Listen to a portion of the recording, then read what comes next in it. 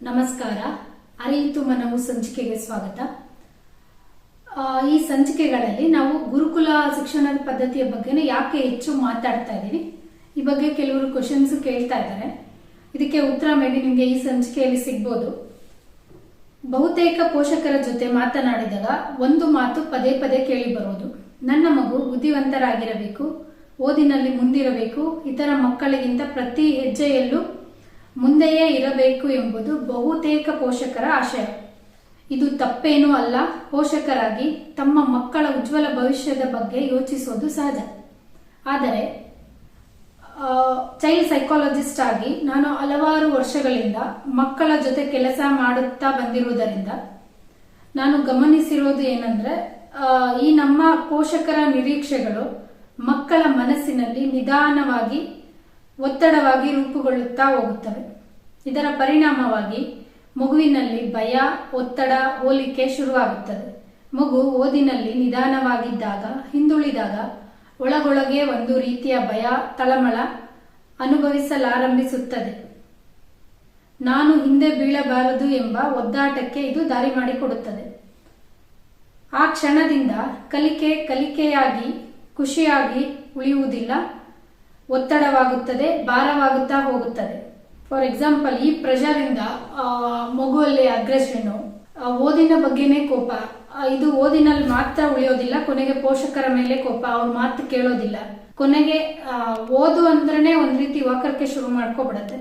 ಅದೊಂದು ಟಾಸ್ಕ್ ಬಿಟ್ಟು ಬೇರೆ ಏನ್ ಮಾಡಕ್ಕೂ ರೆಡಿ ಇರುತ್ತೆ. ಇತ್ತೀಚೆಗೆ ನಮ್ಗೆ ಒಂದು ಪೇರೆಂಟ್ ಕಾಲ್ ಮಾಡಿದ್ರು. ಸ್ಕೂಲ್ ಕಡೆಯಿಂದ ತನ್ನ ಮಗು ಅಕಾಡೆಮಿಕಲ್ಲಿ ಹಿಂದೆ ಇದ್ದಾನೆ ಅಂತ pressure day by day build ಆಗ್ತಾನೆ ಇದೆ. ಅವರ ಸ್ಥಿತಿ ಹೆಂಗಿದೆ ಅಂದ್ರೆ, ಸ್ಕೂಲಿಂದ ಕಾಲ್ ಬಂದ್ರೆ ಸಾಕು ಏನೋ ಟೆನ್ಷನ್, ಮತ್ತೇನು ಹೇಳಕ್ ಕರೀತಾ ಇದ್ದಾರೋ. ಪೇರೆಂಟ್ಸ್ ಟೀಚರ್ ಮೀಟಿಂಗ್ಗಳಲ್ಲಿ ಇದೇ ವಿಷಯ. ಅವ್ರಿಗೆ ಹೋಗಕ್ಕೆ ಒಂದ್ ರೀತಿ ಅವಾಯ್ಡ್ ಮಾಡೋ ಸಾಧ್ಯ ಇರೋ ಕಡೆ ಎಲ್ಲ ಮಾಡೋ ರೀತಿ ಆಗ್ಬಿಟ್ಟಿದೆ. ಇದಕ್ಕೆ ಕಾರಣ ಏನು? ಮಗು ತನ್ನ ಮೌಲ್ಯವನ್ನು ಅಂಕಗಳ ಮೂಲಕ ಅಳೆಯಲು ಪ್ರಾರಂಭಿಸುತ್ತದೆ. ಇತರ ಮಕ್ಕಳ ಜೊತೆ ಹೋಲಿಕೆ, ತುಲನೆ ಮಾಡಿಕೊಳ್ಳುತ್ತದೆ, ಆತ್ಮವಿಶ್ವಾಸ ಕಳೆದುಕೊಳ್ಳುತ್ತಾ ಹೋಗುತ್ತದೆ. ಇಲ್ಲಿ ಮಗು ಸೋಲೋದಷ್ಟೇ ಅಲ್ಲ, ನಿಧಾನವಾಗಿ ತನ್ನ ಮೇಲಿನ ವಿಶ್ವಾಸವನ್ನೇ ಕಳೆದುಕೊಳ್ಳುತ್ತಾ ಹೋಗುತ್ತದೆ. ಇದು ಪೋಷಕರ ತಪ್ಪು ಅಲ್ಲ, ಇದು ಇಂದಿನ ಸಮಾಜದ ವೇಗವಾದ ಬದಲಾವಣೆಯಿಂದ ಮತ್ತು ಕಾಂಪಿಟೇಟಿವ್ ಮೈಂಡ್ಸೆಟ್ ಇದರಿಂದ ಬಂದಿರೋ ಭಯ. ಇಲ್ಲಿ ನಮ್ಮನ್ನೇ ನಾವು ಒಂದು ಪ್ರಶ್ನೆ ಕೇಳಿಕೊಳ್ಳಬೇಕು, ನನ್ನ ಮಗು ಈ ರ್ಯಾಟ್ ರೇಸ್ ನಲ್ಲಿ ಮುಂದೆ ಇರಬೇಕಾ ಅಥವಾ ತನ್ನನ್ನು ತಾನು ಒಪ್ಪಿಕೊಳ್ಳುವಷ್ಟು ಸುರಕ್ಷಿತವಾಗಿರಬೇಕಾ ಎಂದು. ಇಲ್ಲಿ ಮೈಂಡ್ ಸೆಟ್ ತುಂಬಾ ಮುಖ್ಯ ಆಗುತ್ತೆ. ಮಗುಗೆ ಆ ಟೈಮಲ್ಲಿ ಬರೋ ನಕಾರಾತ್ಮಕ ಯೋಚನೆ ರಾಂಗ್ ಡಿಸಿಷನ್ ತಗೊಳ್ಳೋಕ್ಕೂ ಪ್ರೇರೇಪಿಸಬಹುದು. ಇದರ ಬದಲಾಗಿ ನಾವು ಮಗುವಿನಲ್ಲಿ ಆತ್ಮವಿಶ್ವಾಸ ತುಂಬಿ ಅವರೇ ಸೆಲ್ಫ್ ರಿಫ್ಲೆಕ್ಟ್ ಮಾಡ್ಕೊಳ್ಳೋಕೆ ಅನುವು ಮಾಡಿಕೊಡೋದು, ಸೆಲ್ಫ್ ಇವ್ಯಾಲ್ಯೂಯೇಷನ್ ಮಾಡ್ಕೊಳ್ಳೋದು. ನಾನು ಯಾವ ಸ್ಟೇಜಲ್ಲಿ ಇದ್ದೀನಿ, ಈಗ ನಾನು ಫಸ್ಟ್ ರ್ಯಾಂಕ್ ಬಂದಿರೋ ಮಗುಗೂ ನಾನು ಸೆಕೆಂಡ್ ರ್ಯಾಂಕ್ ಬಂದಿದ್ರೆ ನನಗೂ ಒಂದು 2-3 ಅಂಕಗಳು ಡಿಫ್ರೆನ್ಸ್ ಇದೆ.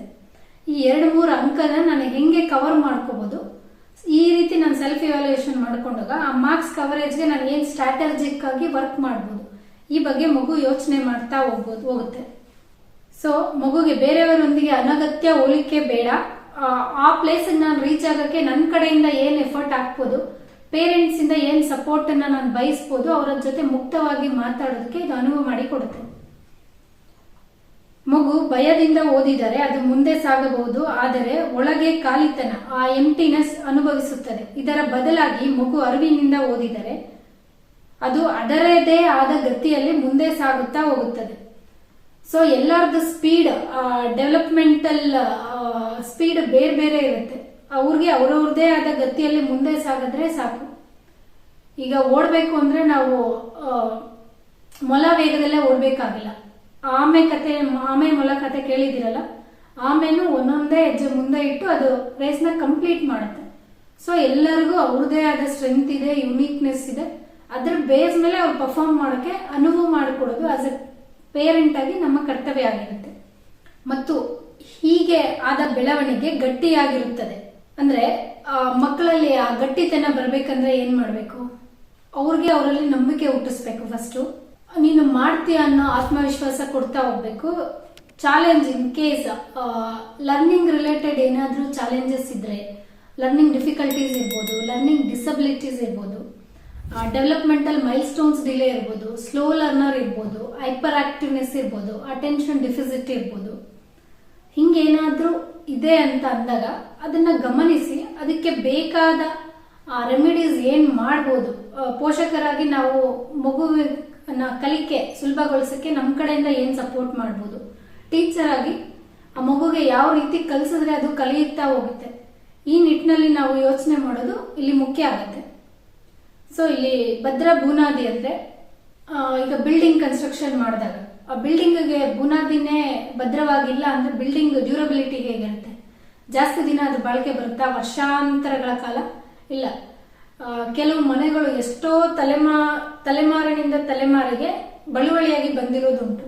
ಸೊ ಅದ್ರ ಫೌಂಡೇಶನ್ ಹಿಂಗ ಹಾಕಿರ್ಬೋದು ಅವರು. ಈಗ ನಮ್ಮ ದೇವಸ್ಥಾನಗಳನ್ನೇ ನೋಡಿ, ಎಷ್ಟೋ ಆಕ್ರಮಣಕ್ಕೆ ಒಳಗಾದ್ರೂ ಜಗ್ಗದೆ ಕುಗ್ಗದೆ ಹಿಂಗೆ ಇಂದಿಗೂ ನವನವೀನ ರೀತಿಯಲ್ಲಿ ಭದ್ರವಾಗಿ ನಿಂತಿವೆ. ಅದೇ ರೀತಿ ನಾವು ನಮ್ಮ ಮಕ್ಕಳಿಗೆ ಬೇಸ್ ಫೌಂಡೇಶನ್ ಅನ್ನ ಸ್ಟ್ರಾಂಗ್ ಆಗಿ ಆತ್ಮವಿಶ್ವಾಸದ ಮೇಲೆ ಹಾಕೊಟ್ಟಷ್ಟು ಮಕ್ಕಳು ಅವರ ಸ್ಟ್ರೆಂತ್ ಮೇಲೆ ಕೆಲಸ ಮಾಡ್ಕೊಳ್ತಾ ಹೋಗೋ ಆತ್ಮವಿಶ್ವಾಸನ ಗಳಿಸ್ಕೊಳ್ತಾ ಹೋಗ್ತಾರೆ. ಸೊ ಇಲ್ಲಿ ಒಂದು ನಾವು ಅರ್ಥ ಮಾಡ್ಕೋಬೇಕು, ಮಕ್ಕಳು ಸ್ಪರ್ಧೆಗಾಗಿ ಹುಟ್ಟಿಲ್ಲ, ಅವರು ಅನ್ವೇಷಣೆಗಾಗಿ ಹುಟ್ಟಿದ್ದಾರೆ. ಮಕ್ಕಳು ನಮ್ಮ ಮೂಲಕನೇ ಬಂದ್ರು, ನಮ್ಮ ಆಸೆ, ಒತ್ತಡ, ನಿರೀಕ್ಷೆಗಳನ್ನ ಮಕ್ಕಳ ಮೇಲೆ ಇರೋದು ಸರಿಯಲ್ಲ. ಮಕ್ಕಳಿಗೆ ಅದರದೇ ಆದ ವ್ಯಕ್ತಿತ್ವ ರೂಪುಗಳಿಗೆ ನಾವು ದಾರಿ ಮಾಡಿಕೊಡ್ತಾ ಹೋಗ್ಬೇಕಾಗುತ್ತೆ. ಅದ್ರ ಬೆಳವಣಿಗೆಗೆ ಪೂರಕವಾಗೋ ರೀತಿಯಲ್ಲಿ ವಾತಾವರಣ ಸೃಷ್ಟಿಸ್ಕೊಡ್ಬೇಕಾಗತ್ತೆ. ಈಗ ನಾವು ಬೆಲ್ಲನ ಬಿತ್ಬಿಟ್ಟು ಬೇವನ್ನ ಹೇಗೆ ಎಕ್ಸ್ಪೆಕ್ಟ್ ಮಾಡಕ್ಕಾಗಲ್ಲ ಅಲ್ಲ, ಬೇವನ್ನ ಬಿತ್ತಿ ಆ ಬೇವಿನ ಸುತ್ತ ಬೆಲ್ಲದ ನೀರಿನ ಕಟ್ಟೆನೆ ಕಟ್ಟಿ, ಜೇನುತುಪ್ಪ ಹಾಕಿ, ಮಾವಿನ ಹಣ್ಣಿನ ಗೊಬ್ಬರನೇ ಕೊಟ್ಟು ಏನೆಲ್ಲ ಮಾಡಿದ್ರು ಅದು ಮೂಲ ರೂಪ ಕಹಿನೇ. ಅದು ಫಲ ಕೊಟ್ಟಾಗ ಆ ಕಹಿನ ಅದು ಕಳ್ಕೊಳ್ಳೋದಿಲ್ಲ. ಸೊ ಹಾಗೇನೆ ಮಗುವಿಗೆ ಅದರಲ್ಲೇ ಇರುವ ಅಂತಃಶಕ್ತಿಯನ್ನ ಅರಿವು ಮಾಡಿ ಕೊಡಿಸೋದಷ್ಟೇ ಆಸ್ ಎ ಪೇರೆಂಟ್ ನಮ್ಮ ಜವಾಬ್ದಾರಿಯಾಗಿರುತ್ತೆ. ಒತ್ತಡ ಕಡಿಮೆಯಾದಾಗ ಕಲಿಕೆ ಸಹಜವಾಗುತ್ತದೆ. ಸಹಜ ಕಲಿಕೆಯಿಂದಲೇ ನಿಜವಾದ ಬೆಳವಣಿಗೆ ಆರಂಭವಾಗುತ್ತದೆ. ಬದಲಾವಣೆ ಎಂಬುದು ಹೇಳೋ ಕೇಳೋ ಮಾತಲ್ಲ, ಅದು ಅರಿವಿನ ಆಹ್ವಾನ. ಸೊ ಗುರುಕುಲ ಶಿಕ್ಷಣ ಯಾಕೆ ನಾವು ಅಷ್ಟು ಒತ್ತು ಕೊಡ್ತೀವಿ ಅಂದ್ರೆ, ಗುರುಕುಲ ಶಿಕ್ಷಣ ಪದ್ಧತಿಯಲ್ಲಿ ಮಗುನ ಮಾನವೀಯತೆ ಆ ಗುಣದಿಂದ ದೈವತ್ವಕ್ಕೆ ಕೊಂಡೊಯ್ಯುವ ಸಾಧನವೇ ಶಿಕ್ಷಣ ಅನ್ನೋದು ಬಲವಾದ ನಂಬಿಕೆಯಿಂದ ನಡೆಸ್ಕೊಂಡು ಬಂದಿರೋ ಶಿಕ್ಷಣ ಮಾಡೆಲ್ ಅದು. ಸೊ ಇಲ್ಲಿ ಈ ಪದ್ಧತಿಯಲ್ಲಿ ಇಂಟರಾಕ್ಟಿವ್ ಮೂಲಕ ಗುರು ಶಿಷ್ಯರಿಬ್ಬರು ಪಾಲ್ಗೊಂಡು ಕಲಿತಾ ಹೋಗ್ತಾರೆ, ಅವರವರ ಕಲಿಕೆನ ವೃದ್ಧಿಸ್ಕೊಳ್ತಾ ಹೋಗ್ತಾರೆ. ಅವರು ಕಲ್ತಿರೋದನ್ನ ಪ್ರಾಕ್ಟಿಕಲ್ ಲೈಫಲ್ಲಿ ಎಲ್ಲೆಲ್ಲ ಇಂಪ್ಲಿಮೆಂಟ್ ಮಾಡ್ಬೋದು, ಆ ನಿಟ್ಟಿನಲ್ಲಿ ಅವರ ಬ್ರೈನ್ಗೂ ಆಹಾರ ಕೊಡ್ತಾ ಹೋಗ್ತಾರೆ. ಆಹಾರ ಅಂದ ತಕ್ಷಣ ದೇಹಕ್ಕೆ ಮಾತ್ರ ಅಲ್ಲ, ಮನಸ್ಸಿಗೂ ಮೆದುಳಿಗೂ ಆಹಾರ ಬೇಕಾಗುತ್ತೆ. ಮೆದುಳಿನ ಆಹಾರ ಅಂದ್ರೆ ಏನಿಲ್ಲ, ನಾವು ಏನ್ ಯೋಚನೆ ಮಾಡ್ತಾ ಇದೀವಿ, ಯಾವ ಥಾಟ್ಸ್ ನ ಪದೇ ಪದೇ ರಿಪೀಟೆಡ್ ಆಗಿ ಆಗ್ತಾ ಇದೀವಿ, ಪ್ಯಾಟ್ರನ್ಸ್ ಹೇಗಿದೆ, ನಾವು ಇದೆಲ್ಲಾನು ಮ್ಯಾಟರ್ ಆಗುತ್ತೆ. ಸೊ ನಾವು ಬಳಸೋ ಪದಗಳು ಮಾತುಗಳಿಗೂ ಔಷಧಿಯ ಗುಣ ಇದೆ. ನಾವೇನ್ ಬಳಸ್ತೀವಿ, ನೋಡ್ತಾ ಇರ್ತೀವಿ, ಹೆಚ್ಚಾಗಿ ಮಾತಾಡ್ತಾ ಇರ್ತೀವಿ, ನೋಯಿಂಗ್ಲಿ ಅನ್ನೋಯಿಂಗ್ಲಿ ಸಬ್ ಕಾನ್ಶಿಯಸ್ ಲೆವೆಲ್ ಅಲ್ಲಿ ಅದೇ ಜೀವನನ ಅಟ್ರಾಕ್ಟ್ ಮಾಡ್ತಾ ಬರ್ತೀವಿ. ಸೊ ನೆನ್ಪಿಟ್ಕೊಳ್ಳಿ ಪೋಷಕರೇ, ನಿಮ್ಮ ಮಾತು, ನೀವು ನಿಮ್ಮ ಮಕ್ಕಳ ಬಗ್ಗೆ ಬಳಸುವ ಮಾತು, ಆ ಎನರ್ಜಿ ಅವರ ಜೀವನಕ್ಕೆ ಒಂದು ರೂಪರೇಷೆ ಕೊಡ್ತಾ ಹೋಗುತ್ತೆ. ನೀವು ಮಾತಾಡೋ ಪದಗಳ ಬಗ್ಗೆ ಕಾನ್ಶಿಯಸ್ ಅವೇರ್ನೆಸ್ ಇರಲಿ. ಧನ್ಯವಾದಗಳು.